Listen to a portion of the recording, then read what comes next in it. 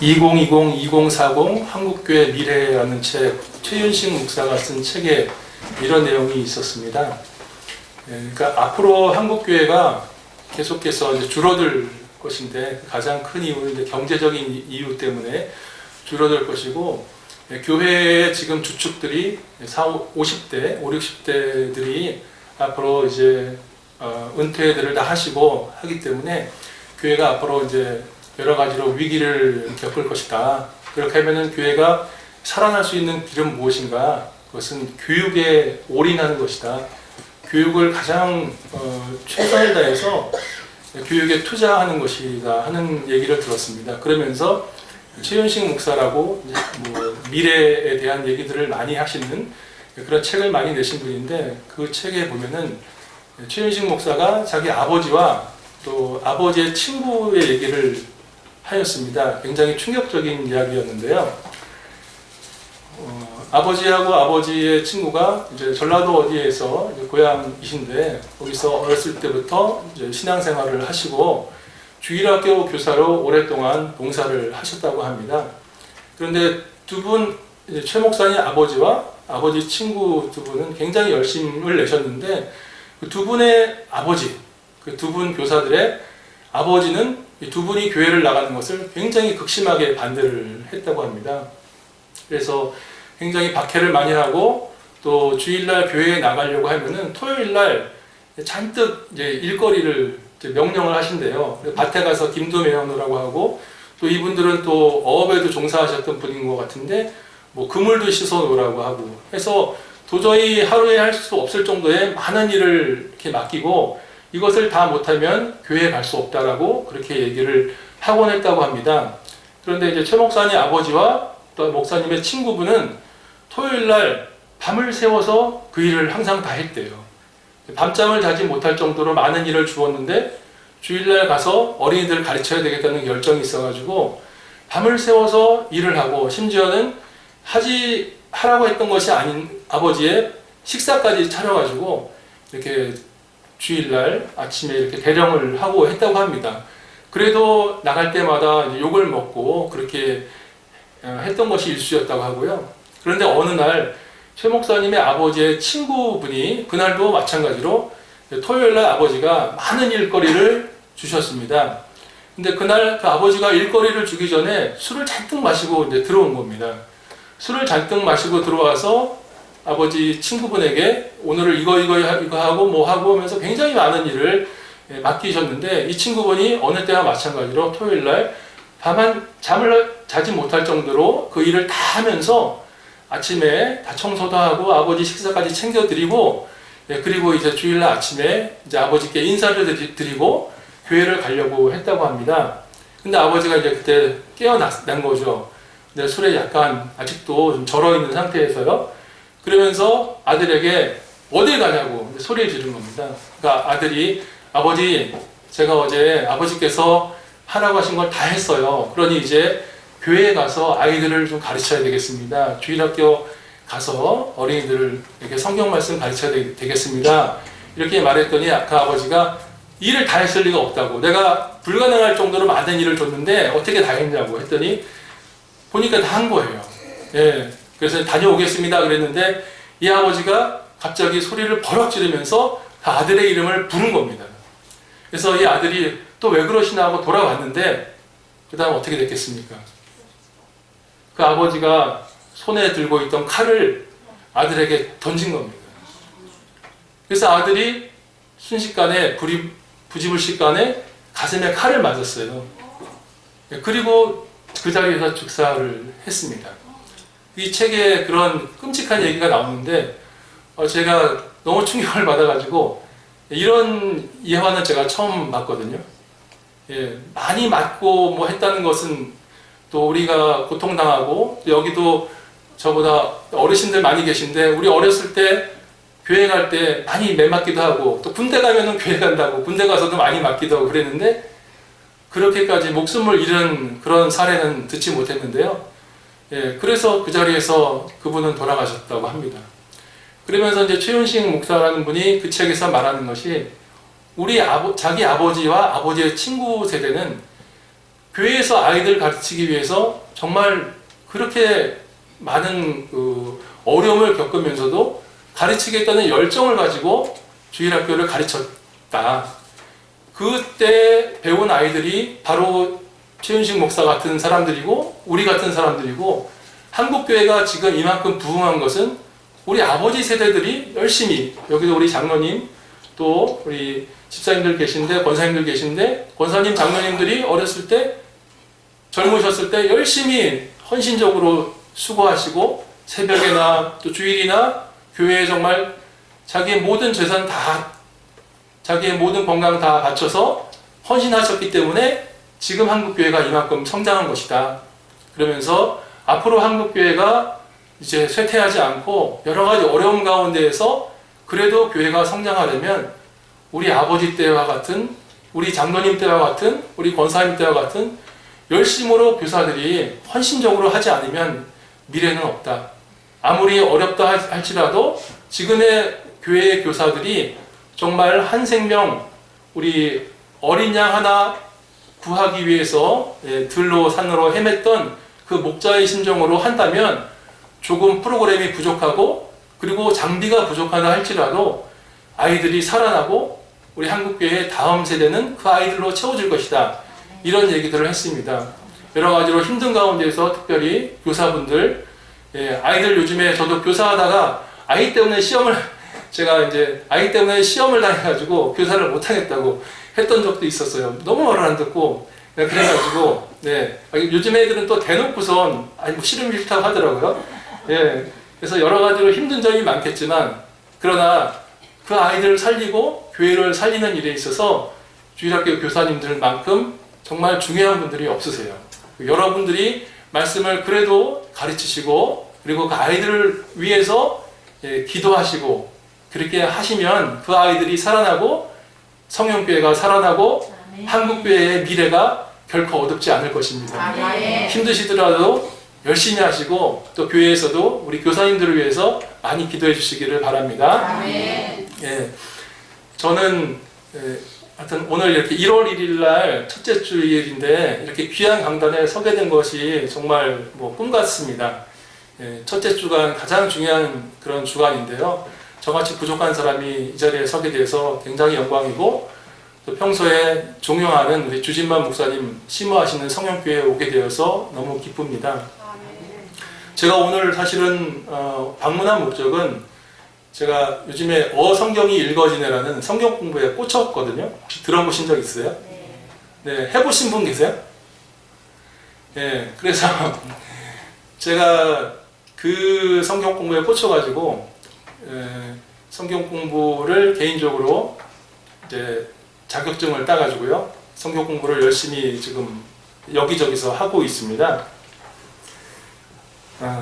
그래서 이제 1월 달 중에 제가 어디 소그룹실이라도 좀 빌려주시면 거기서 공부를 좀 해보겠습니다 라고 말씀을 드렸더니, 일단 목사님께서 뭔지는 얘기는 좀 알려주고 하든지 말든지 봐야 되겠다.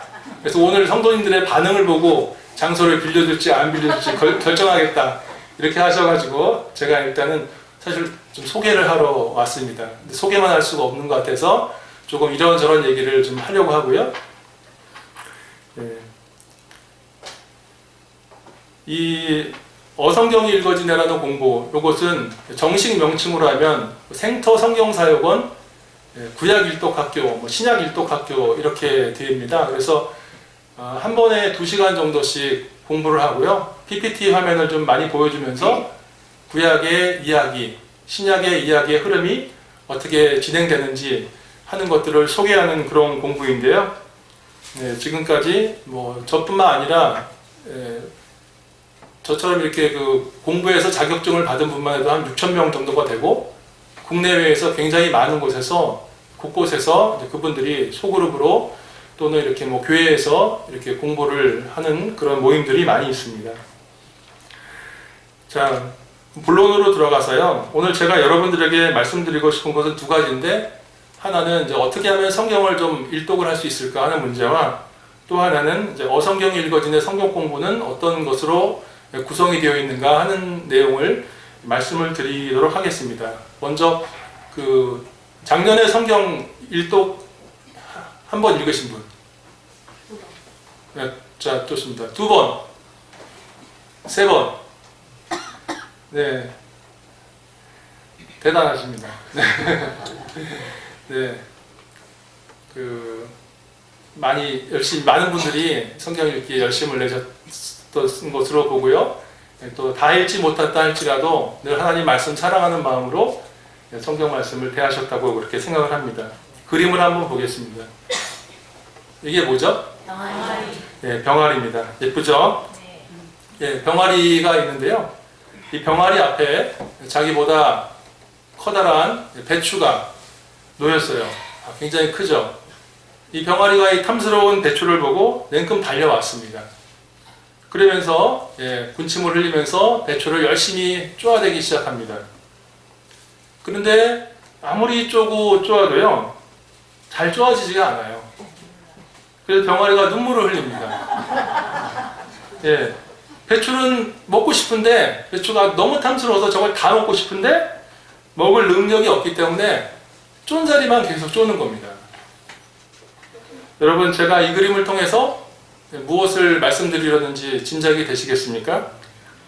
예, 병아리처럼 성경을 읽어야 되겠다는 마음은 굴뚝 같지만은 성경을 읽을 능력이 없어서 쫀자리가 성경의 쫀자리가 어디겠습니까? 요한복음이요? 창세기겠죠. 요한복음도 요한복음이나 창세기. 그래서 저도 옛날 성경책을 보면 창세기만 이렇게 두툼하답니다. 예, 쫀자리, 창세기만 열심히 읽는 겁니다. 주구장창. 예, 이렇게 창세기만 열심히 읽는 또는 요한복음 열심히 읽는 이런 모습, 우리 성형교회 분들은 대부분 그렇지 않지만 여러분들이 아시는 분의 사돈의 친척 같은 분들은 그럴 수 있을 거라 생각합니다. 예, 이것이 바로 쫀자리만 계속 쪼는 병아리하고 같은 모습이 아닐까. 우리 성도들은 새해에 그 계획들을 세우고 결심들을 합니다. 믿지 않는 사람들도 이런저런 결심을 하죠. 그런데 우리 성도님들은 거의 대부분 올해는 연초가 되면 성경을 꼭 읽어야 되겠다라고 다짐을 합니다. 그러시죠? 네. 여러분, 올해 계획 중에서 성경 읽기 꼭 있죠? 네. 네. 잘 안 되죠, 근데요. 네. 1월달 며칠간은 성경을 열심히 읽습니다. 네. 근데 그 다음 어떻게 됩니까? 큰 맘 먹고 창세기를 읽죠. 네. 그리고 이제 그것도 이렇게 정합니다. 주상오독. 낮에는 주중에 3번 읽고 주말에는 5개, 주일은 5장 읽어야지. 이렇게 계획을 잘 세워요. 예, 그런데 이제 1월달이 지나갑니다. 설날이 옵니다. 그리고 이제 어디 여행도 좀 다녀와야 되고, 친척들 인사도 좀 해야 되고, 이제 좀 있으면 애들 졸업식도 하고, 계약도 해야 되고, 그러면서 집에 이런 일, 저런 일을 처리하다 보면은 성경 읽기가 하나, 둘 이제 밀립니다. 그래서 이러면 안 되겠다고 마음을 먹고 창세기를 어떻게든 읽고 출애굽기로 넘어가요. 출애굽기 재밌죠? 재밌어요, 정말로요? 19장까지는 재밌습니다. 19장까지. 20장부터 가면은 문제가 되는 겁니다. 20장에 가면은 10계명이 나오거든요. 10계명만 나오는 게 아니라 그 뒤에 여러 가지 법이 나와요. 그리고 나서 제일 결정적으로 숨을 탁 막히게 하는 게 있는데 그게 뭐냐면 성막 짓는 게 나옵니다. 네, 그러면 이제 출애굽기는 20장부터 넘어가면은 고민이 많이 생기는 거죠.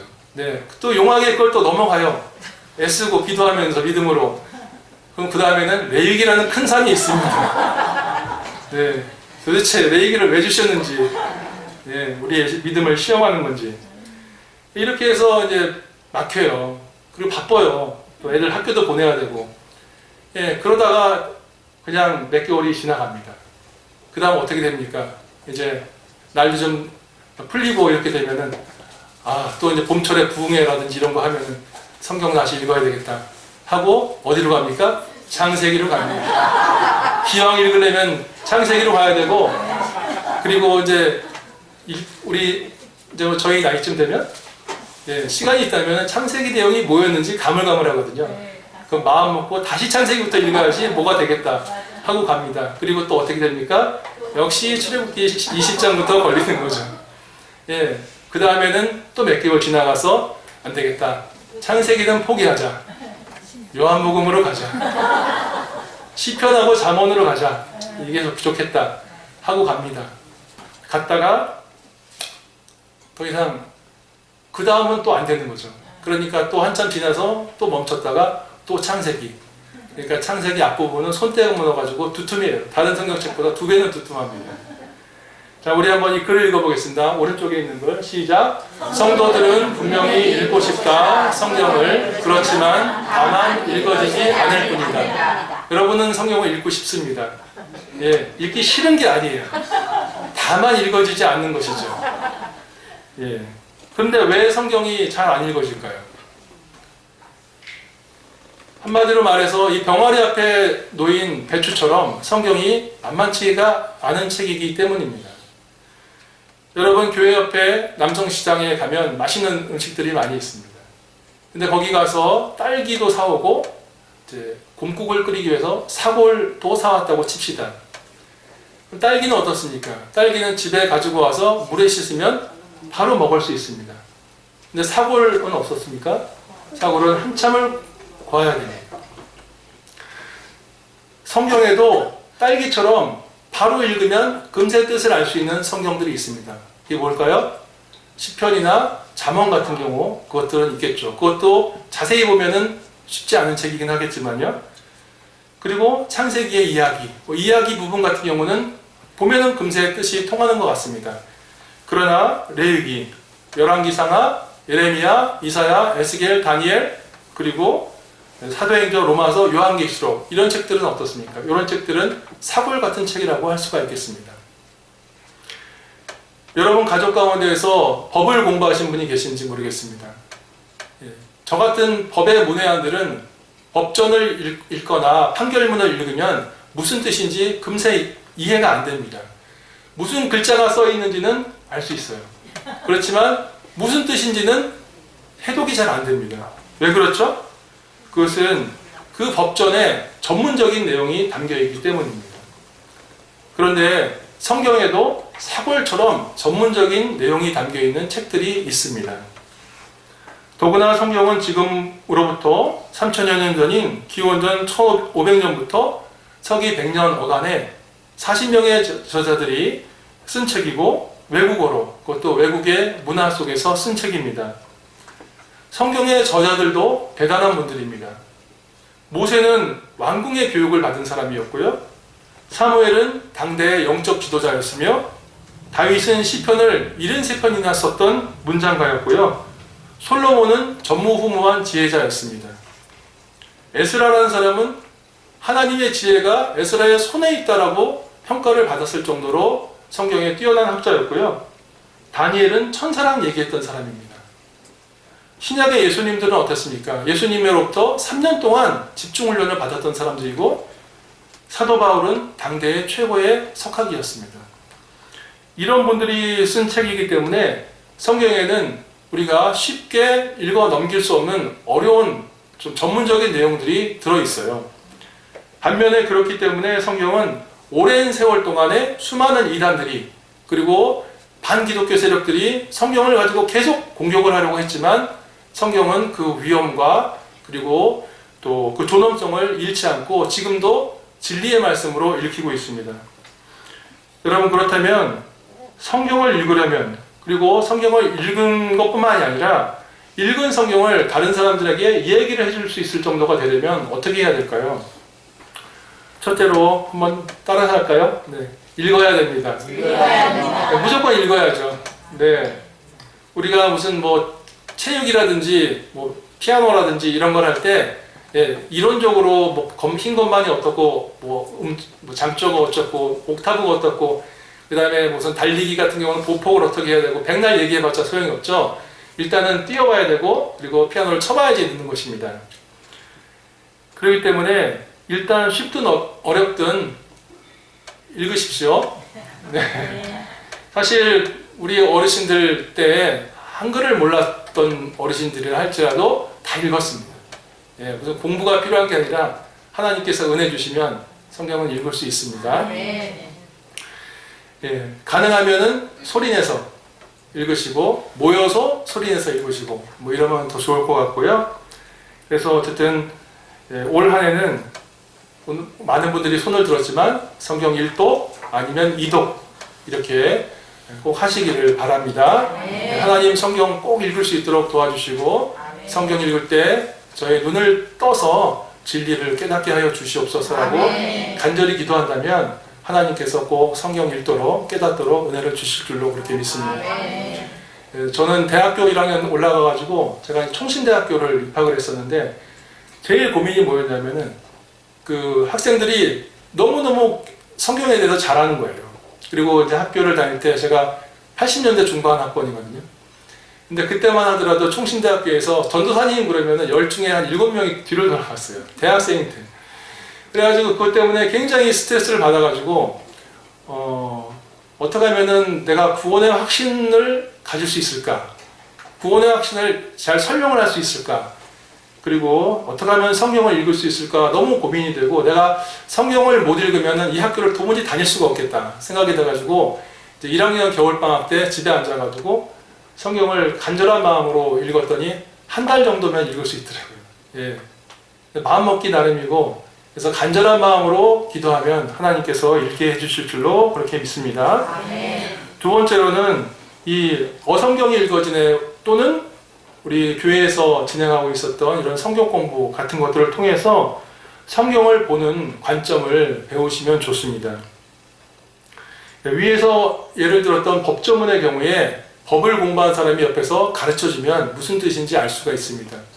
피아노도 그렇고 운동도 그렇고 혼자서 열심히 할 수 있습니다만 어느 정도 이상으로는 성장하지 못하죠. 반드시 누가 옆에서 가르쳐줘야지 그 기술이 느는 것입니다. 세 번째로 만일 시간이 허락하지 않으면 교회에서 말씀도 열심히 배우시고 성경을 읽으시되 성경을 앞으로는 책별, 주제별로 공부하는 것보다도 성경의 전체를 공부하는, 그 개요를 공부하는 그런 책들을 보시고 연구를 하시면 좋겠습니다. 무슨 얘기냐면은 창세기 그러면 이 창세기는 누가 썼고 그리고 또 언제 썼는지 이런 것들을 먼저 알려고 하지 말고요. 그리고 창세기에 있는 주제, 예를 들어서 창조는 과연 오늘의 24시간과 같은 길이로 6일에 창조되었는가? 아니면 옛날은 오늘과 같이 창조의 때의 한 날은 오늘의 24시간보다도 더 먼 오랜 기간에 걸친 것인가? 이런 것들을 주제로 공부를 하지 마시기를 바랍니다. 나중에 공부하시고요. 일단은 성경은 전체적으로 어떤 이야기가 진행되고 있는가, 그리고 성경에 흐르고 있는 이야기에서 창세기는 어디쯤 와 있고 출애굽기는 어디쯤 와 있는가, 이렇게 개요를 공부하는 식으로 공부하시고 그런 책들을 보시면 성경 읽기가 편해질 것입니다. 이 어성경이 읽어지네라는 성경 공부는 이 성경을 하나의 이야기로 보고요. 성경을 이야기로 처음부터 끝까지 구약 그 창세기부터 계시록까지 이야기를 해주고요. 또 성경의 배경이 되는 역사와 문화와 지리를 알게 해주기 때문에 좋은 성경 공부라고 생각을 합니다. 특히 어성경이 읽어지는 특징 가운데 하나가 질문을 터뜨려 주는 거예요. 질문. 여러분은 성경을 읽으시다가 궁금했던 질문, 그리고 잘 풀리지 않는 질문, 좀 답답한 질문, 이런 것들이 혹시 있으셨는지 모르겠습니다. 우리 앞에 선생님, 혹시 성경 읽다가 잘 이렇게 오랫동안 고민했었던 질문, 답을 벌써 나오면 안 되는데, 이거 다시 올려주세요. 글자만 올려주세요. 네, 뭐가 있었습니까, 혹시?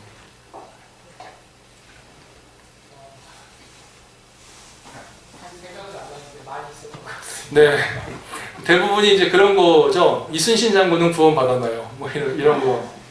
그 다음에 또 뭐가 있을까요? 그러니까 왜 우리가 이스라엘의 하나님을 우리가 믿어야 되나요? 뭐 이런 것도 있고, 왜 하나님께서는 선악과를 만드셨나요?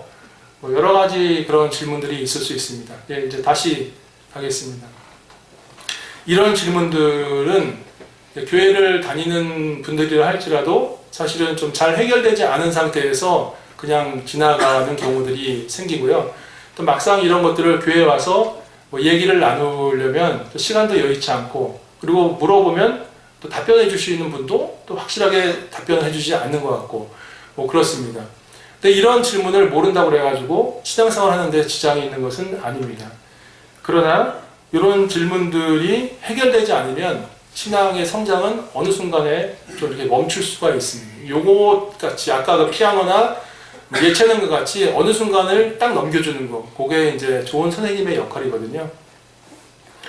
이 하나님 말씀이 이런 질문들이 있으면요, 하나님 말씀이 하나님의 말씀으로 온전하게 믿어지지가 않기 때문에 신앙의 도약이 이제 부족하게 되는 것입니다. 그리고 또 이러한 문제들을 가지고 이단들이 공격해요. 이단들이 이런 것들을 자기들은 막 이렇게 풀어준다고 하면서 이제 공격을 하는 것이죠.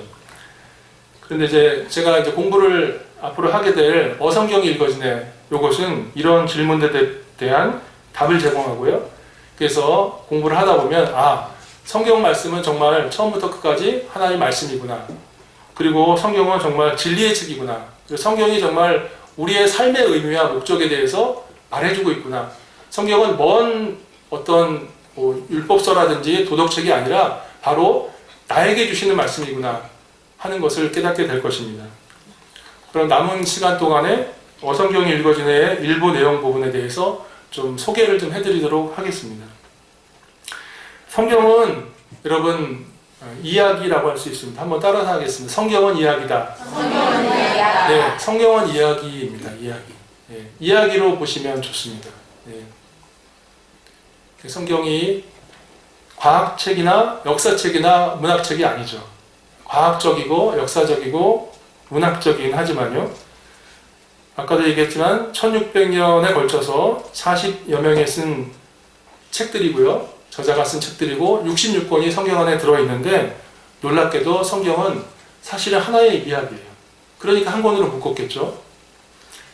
하나님께서 우리에게 하시고 싶은 핵심 메시지가 있어요. 성경에.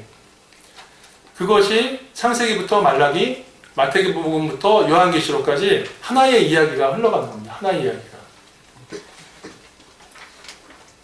어성경이 읽어진 애 같은 경우에 구약 같은 경우도 12주 동안의 구약의 이야기를 하고요.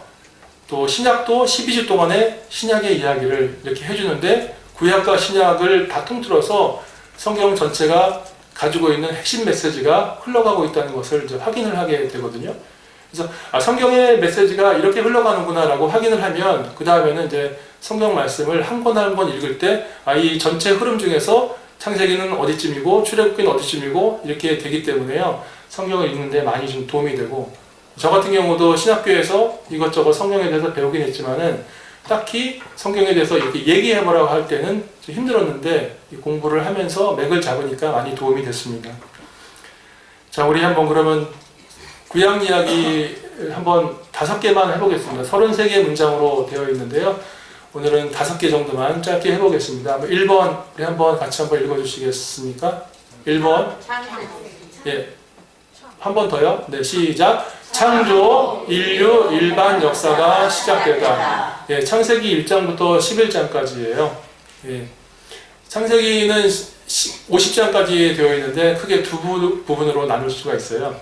1장에서 11장까지가 굉장히 이제 중요하죠. 우리가 잘 아시는 것처럼 성경은 하나님께서 창조하셨다는 사실로부터 이야기가 시작이 됩니다. 하나님께서 말씀으로 세상을 만드셨고 아담을 지으셔서 그에게 세상을 다스리는 일을 위임해 주셨습니다. 아담은 그 말씀에 따라서 동물들의 이름을 붙였고 다스렸으며 동산 중앙에 있는 선악과를 보면서 항상 하나님을 왕으로 모시면서 살아야 했습니다. 그런데 어떻게 했습니까? 아담은 하나님과의 관계를 깨뜨렸고 그래서 세상에 죄가 들어왔습니다. 사람은 원래 피조물이기 때문에요. 우리는 하나님을 왕으로 모시고 하나님을 섬기면서 살도록 그렇게 창조되었고요. 하나님은 우리 아담에게 단지 수동적으로 하나님을 섬기는 것이 아니라 하나님을 대신해서 세상을 다스리도록 그렇게 명령을 해주셨어요. 그러나 사람들은 하나님 대신에 자기를 왕으로 섬기기를 원했고요. 자기가 왕이 되기를 원했고 자기 마음대로 힘을 사용하여서 세상을 하나님을 모르는 문화로 채워갔습니다. 그리고 그러한 하나님을 무시하는 인간들이 점점 많아져 갔으며 에덴 동산 주변에 메소포타미아 문명을 일으키며 강성해져 갔습니다. 네, 그림 천천히 한번 보겠습니다.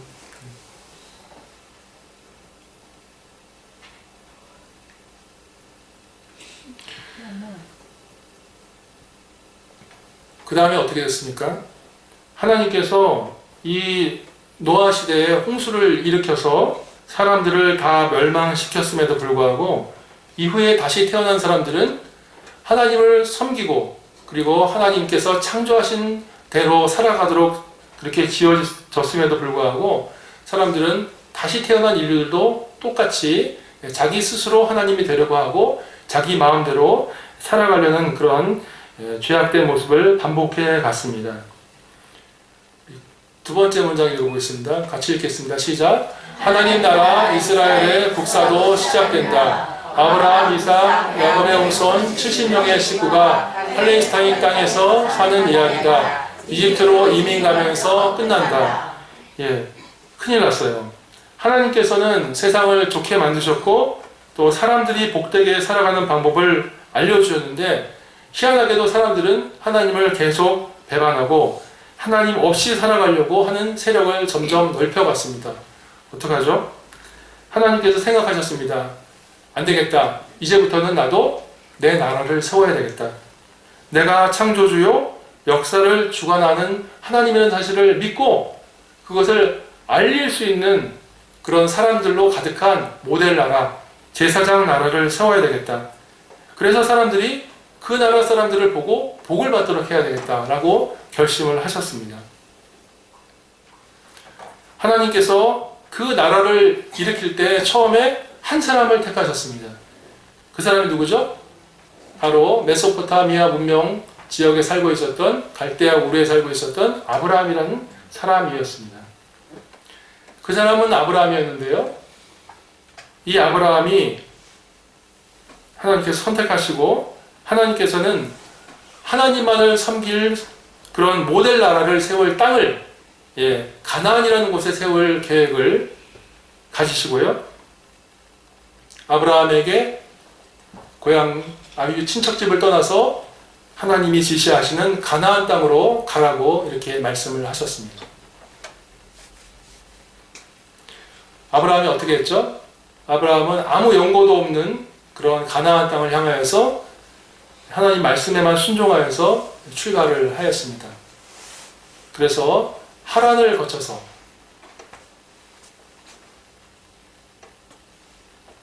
그리고 가나안까지 도달했습니다. 이것이 약 1400km 정도나 되는 대장정이었다고 합니다. 가나안 땅에 도달해서 어떻게 했습니까? 아브라함은 이삭을 낳았고요. 그리고 이삭은 야곱을 낳았습니다. 야곱은 12아들을 낳았고 그들은 장가들어서 70명의 식구가 되었습니다. 하나님께서 특별하게 역사하셔서 야곱이 자기 삼촌 라반에게 사실은 속았잖아요. 원래는 둘째 동생 라헬을 사랑하였지만 레아를 라반이 속여서 주었죠. 그 두 사람이 라헬과 레아가 둘이 굉장히 갈등하면서 경쟁합니다. 그 사람들의 마음이 얼마나 괴로웠겠어요. 그런데 서로 갈등하면서 경쟁하면서 아들을 하나라도 더 낳아서 사랑받으려고 아들을 많이 낳게 되었어요. 심지어는 자기의 몸종들까지 야곱에게 주면서 그래서 12명이나 된 겁니다. 그 당사자들은 얼마나 고통스러웠겠습니까만 이 야곱 때의 12명의 자녀로 됨으로 인해서 그 자녀들이 금세 70명으로 늘어났거든요. 하나님께서 그 사람들의 고통도 그렇게 사용하신 것이죠. 그런데 큰 사건이 하나 터집니다. 야곱의 아들 중에 요셉이 11번째 아들 요셉이 형들에게 팔려서 이집트로 끌려갔는데 거기서 총리가 되었습니다. 왕들 옆에서 나라의 운세를 점치면서 국정을 이끌어가는 사람입니다. 그러니까 이집트의 미래학자가 된 셈입니다. 죽은 줄 알았던 요셉이 출세해서 큰 나라의 고위공직자가 되었습니다. 그래서 모든 식구들은 신이 나서 이집트로 이민을 갔습니다. 원래 이집트로 내려갈 때 그 야곱은 내려가지 않으려고 그랬죠. 예. 야곱은 그렇게 어떻게 보면 교활하고 험한 인생을 살았지만 마음속에 하나 있는 게 있었는데 그건 뭐냐면은 반드시 가나안 땅에 하나님 나라를 세워야 되겠다. 거기에 히브리 민족의 나라를 세워야 되겠다는 그 의식은 분명했거든요. 그래서 사실은 내려가고 싶지 않았어요. 그런데 기근 때문에도 내려갔지만 성경을 보면은 하나님께서 두려워하지 말고 내려가라고 했거든요. 그래서 이제 내려갔던 것이죠. 그리고 나서 어떻게 됩니까? 400년이 지나죠. 그 사이에 인구는 400년이 흐르는 동안에 몇 명이 되었어요? 처음에 70명 또는 75명에서 남자만 20세 이상 남자만 60만 명. 그러니까 전체로 보면 약 250만 명으로 불어나게 되었습니다. 그리고 이때쯤에 요 얘기가 흐르는 시간쯤에 저 오른쪽에 보면 욥기가 나오는데 이때쯤에 욥이 활동하고 계셨던 겁니다. 예. 이렇게 해서 야곱의 자손들이 이집트로 들어가면서 애굽으로 들어가면서 창세기는 끝이 나는 것이죠. 세 번째 이야기를 읽겠습니다. 10번 PPT요. 3번 한번 같이 읽어보도록 하겠습니다. 네, 시작. 이집트에서 400년간 아브라함 후손들이 번성한다. 하나님 나라 국민이다. 그러나 노예의 상태다. 예, 오늘은 5번까지만 하겠습니다. 여러분, 창세기랑 출애굽기는 바로 이어져 있습니다. 훌쩍 넘기면은 가는데 그 사이에 400년의 기간이 흘러간다는 사실은 알고 계시죠? 그리고 말라기하고 마태복음, 구약에서 신약을 넘어갈 때도 똑같이 400년이 흘러가는 것이죠. 예, 다시 29번 그림으로 왔습니다. 이제 출애굽기에 와보니까 아브라함의 후손들은 250만 명의 인구가 되어 있어요. 자, 250만 명 정도면 한 나라를 세울 수 있는 국민이 되겠죠? 네. 하나님은 아브라함에게 처음에 가나안으로 가라고 하셨을 때 뭐라고 약속을 하셨죠? 하나님을 믿는 나라를 세우겠다고, 너희 자손들이 하늘의 별과 바다의 모래같이 많은 그런 하나님 믿는 나라를 세우겠다고 했고, 그 하나님 믿는 백성들을 통해서 온 세상이 복받도록 하도록 이렇게 하겠다고 말씀하셨는데, 드디어 이제 국민을 세울 수 있는 숫자가 형성이 된 겁니다. 하나님께서 아브라함에게 하나님의 나라를 세우겠다는 계획을 세우셨는데 400년이 지날 때까지 하나님이 뭔가를 기억하시고 계속해서 일하고 계시는 생각이 드시는지요? 그런데 여러분, 출애굽기에 와보니까 숫자는 250만 명이 되었는데 이 이스라엘 백성들의 신분이 뭐가 됐습니까? 노예가 되었습니다. 노예는 나라를 가질 수 있습니까? 없습니까? 없죠. 이집트의 바로는 이스라엘의 노예들이 반란을 일으키지 못하도록 남자아이들이 태어나면 죽이기까지 하는 그런 악한 일도 저질렀습니다. 네 번째 문장 같이 읽겠습니다. 4번 읽겠습니다. 시작. 이때 모세가 등장한다. 정치적인 문제로 이집트에서 쫓겨나 시내 광야로 망명할 수밖에 없게 된다. 네, 이런 상황 속에서 모세가 태어나죠. 갈대 나무 상자에 담겨서 나일강에 떠내려가던 이 아기 모세를 이집트의 공주가 구해낸 것을 여러분 아시죠? 네, 그 후에 모세는 장성하여서 왕자로서 성장하고요. 자기가 이집트 사람이 아니라 애굽 사람이 아니라 히브리 사람, 이스라엘 사람이라는 사실을 알게 됩니다. 그리고 히브리 사람의 편을 들어서 이집트 사람을 쳐 죽인 것이 빌미가 되어서 결국 모세는 도망자가 됩니다. 이렇게 해서 피해간 곳이 미디안 광야, 즉 시내산이 있는 곳이었습니다. 다시 아까 그림으로 가겠습니다. 창세기의 끝은, 여기까지만요. 네. 창세기의 끝은 입애굽입니다. 출애굽기의 시작은 이제 출애굽하는 과정인데, 모세는 이렇게 애굽 사람을 죽이고 도망을 갔는데 어디로 도망갔어요? 시내산, 미디안 광야 시내산으로 도망을 갔어요. 5번으로 가지 않고 제가 그냥 할 테니까 좀 따라해 주세요. 이제 아까 남은 5번 문장입니다. 자, 한번 따라해 주시기 바랍니다. 신의 산에서 신 경험을 한다. 이후 이집트로 가서 네, 저기 있네요. 네. 시작. 10가지 재앙을 통해 백성들을 해방시켜서 다시 신의 광야로 돌아온다. 신의 광야에서 국복을 주신다. 네, 감사합니다. 다시 그러면 이제 그림으로 가겠습니다. 모세가 이제 신의 산으로 도망을 했어요. 그런데 신의 산에서 중요한 경험을 한번 합니다. 무슨 경험을 하죠? 신의 산에서 바로 하나님을 만나죠. 그 떨기나무에 불이 붙는데 떨기나무가 타서 사그러지는 않는 겁니다. 다가가 보니까 거기서 아브라함의 하나님, 이삭의 하나님, 야곱의 하나님을 만나서 백성들을 데리고 출애굽을 하라는 그런 명령을 받습니다. 그래서 이 모세는 히브리 우리 백성들을 노예 상태에서부터 해방시켜야 되는구나. 그래서 결국은 하나님께서 우리 조상들에게 얘기했던 가나안 땅으로 데리고 들어가야 되는구나. 거기에 들어가서 하나님만을 섬기는 모델 나라를 만들어야 되겠구나. 이게 하나님 뜻이겠구나 하는 것을 깨닫습니다. 그래서 이 나라가 되면 이 나라는 세상의 많은 나라들이 하나님을 섬기지 않고 또 하나님 대신에 자기가 왕이 되려는 그런 나라들이 있지만 이 나라만큼은 하나님을 왕으로 섬기고 그리고 하나님을 믿는 복이 얼마나 귀한 것인가를 세상 모두에게 알려주는 그런 나라, 그 나라를 세우는 것이 하나님의 뜻이고 원래 하나님께서 이 세상을 창세기에서 지으셨던 그 뜻이구나 하는 것을 모세가 깨달았어요. 바로 이때가 모세가 광야 생활을 한 지 40년이 되었을 때였습니다. 그래서 모세는 하나님 말씀에 용기를 얻고 이집트로 들어갔습니다. 그래서 10가지 재앙을 일으키고 그 고집센 바로왕의 그 고집을 꺾어서 250만 명이나 되는 히브리 민족을 데리고 이동을 합니다. 어디로 이동해요? 한 번 더 눌러주세요. 시내산으로.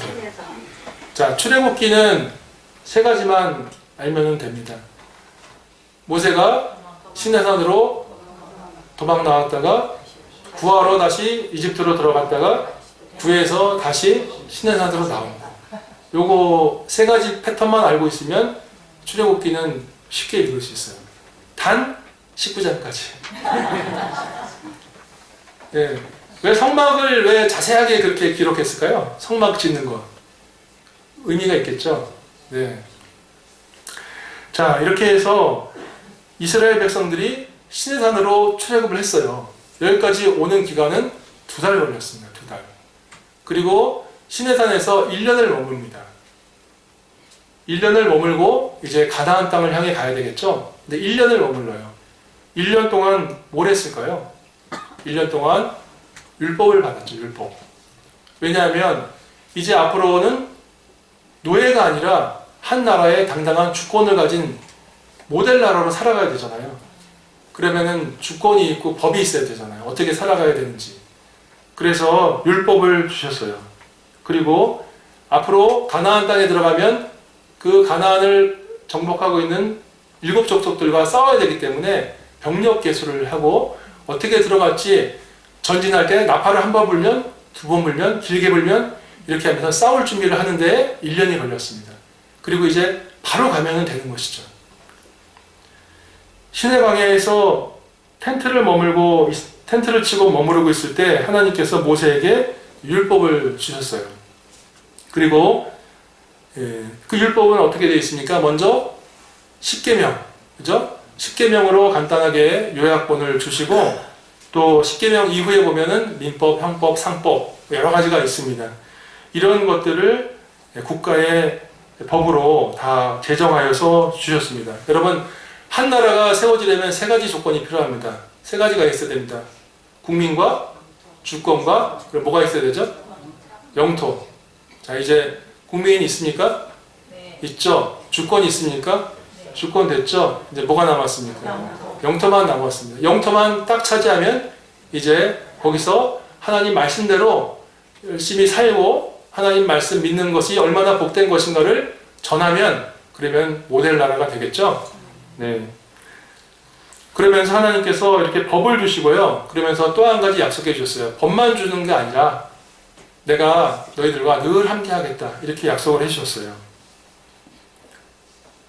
그리고 그렇게 약속을 해주시면서 그 표식으로 내가 너희들과 늘 함께 하겠다는 그 약속의 표식으로 성막을 만들어 달라고 그렇게 부탁을 하셨습니다. 그러면서 어떻게 그거를 만들어야 되는지에 대해서 자세하게 설명을 해주셨습니다.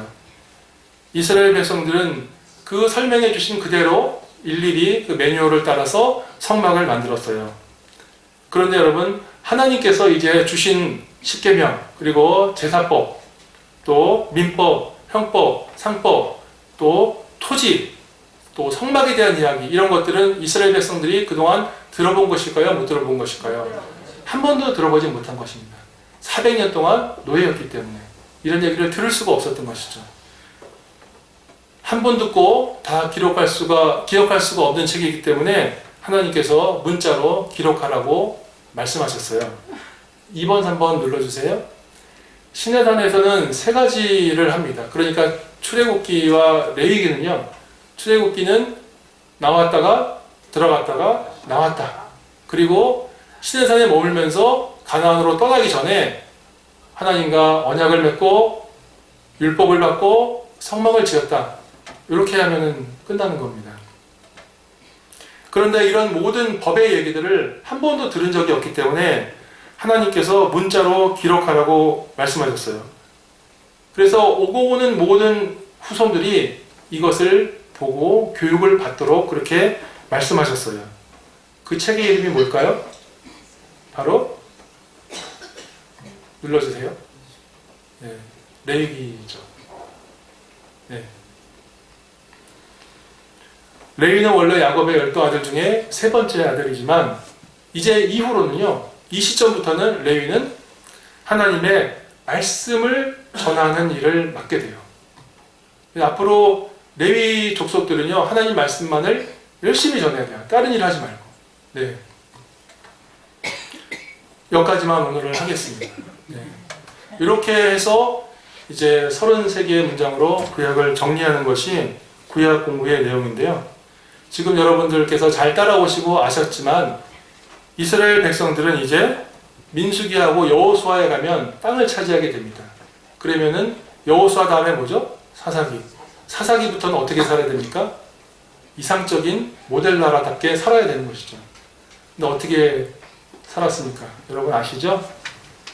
성경의 이후의 이야기, 성경의 전체적으로 흐르는 핵심 주제는 하나님의 나라에 대한 것이죠. 하나님 원래 이 세상을 만들 때 완벽하게 만드셨잖아요. 그래서 모든 세상이 다 복받게 하기 위해서 사람들을 만드셨는데 사람들은 계속해서 하나님을 배반하였습니다. 그래서 하나님께서 이 땅에 하나님의 나라를 세워서 하나님 나라 세워서 하나님 나라의 삶이 얼마나 귀하고 복된 것인가 하는 것을 알게 해주기 위해서 이스라엘 나라를 택하셨는데요. 그렇게 해서 400년에 걸쳐서 아브라함을 택하시고 사람을 만드시고 또 법을 주시고 땅을 만들어서 결국은 이스라엘이라는 나라를 하나님 처음 약속하신 400년 전에 아브라함에게 약속하신 그 약속을 결국은 이루어서 가나안 땅에 이스라엘이라는 나라를 세우셨어요. 그 다음에 이야기는 어떻게 됩니까? 하나님께서 세우신 그 나라, 그리고 그 나라에 세우신 목적대로 이스라엘 백성들이 어떻게 살았는가? 성공했는가? 또는 이스라엘 백성들이 어떻게 살아갈 때 하나님은 도대체 뭘 하셨는가? 이것이 반복되는 이야기가 구약성경의 이야기이고 또 신약의 이야기라고 할 수가 있겠습니다. 하나님께서는 이스라엘 백성들뿐만 아니라 오늘의 하나님의 나라 백성들인 우리들에게도 첫 번째로는 이스라엘 백성들에게 원하셨던 것처럼 하나님을 왕으로 모시면서 살기를 원하셔요. 그리고 두 번째는 무엇이냐면은 하나님만은 우리가 개인적으로 왕으로 모시면서 사는 것뿐만 아니라 우리의 직업을 통해서 또 우리의 행동을 통해서 하나님을 아는 것이 얼마나 복되다는 것을 세상 사람들에게 알려주기를 원하고 계세요. 그 두 가지를 사실은 이스라엘 백성들에게 원하셨던 것이고 이스라엘 나라가 세워졌을 때 그 두 가지를 꼭 해주기를 원하셨었는데 이스라엘 백성들이 그것을 어떻게 했습니까? 지금도 마찬가지로 하나님께서 하나님을 믿는 백성들에게 원하시는 것은 구약에서 이스라엘 백성들에게 원하셨던 것과 똑같습니다. 여러분, 하나님께서 원하시는 그런 기대, 그리고 하나님이 원하시는 그런 하나님 백성들로 꼭 살아가시기를 소망합니다. 네, 그렇게 하기 위해서 중요한 것이 성경 말씀 읽는 것. 네, 올해 꼭 성경 일독하시고요. 우리 예수님께서는 40일 동안 굶주리셨습니다. 방에서 굶주리셨는데 더구나 사탄 마귀가 아주 영악한 사탄 마귀가 와서 시험을 하였음에도 불구하고 그것을 이겨냈죠. 무엇으로요? 말씀으로. 올 한해 우리가 또 2020년 대망의 그 새해를 맞았지만 사탄 마귀가 얼마나 교활하게 우리들을 또 시험할 수 있는지 모르겠습니다. 그럴 때 우리가 이길 수 있는 길은 꼭 하나님 말씀밖에 없다는 사실을 기억하면서 그러기 위해서 우리가 올 한해 성경을 꼭 잘 읽고 깨닫는 그런 은혜가 있어야 될 줄로 그렇게 믿습니다. 네, 더불어서 하나님은 세상 사람들이 다 배반하고 떠난다 할지라도 하나님을 믿는 백성들은 하나님을 정말 나의 왕으로 섬기면서 나의 왕으로 모시고 있는 하나님을 섬기는 이 일이 너무 귀해서 다른 사람들도 함께 이 축복을 나누기를 원하면서 그 복을 전하는 삶을 살기를 하나님께서 원하고 계시는 사실을 기억하면서요. 이 올 한해 하나님 말씀 읽고 그리고 하나님을 왕으로 섬기고 그 진정 나의 주 나의 왕 하나님을 세상 사람들에게 널리 자랑하는 그런 저와 여러분들 되시기를 바랍니다. 네, 수고하셨습니다. 기도하겠습니다.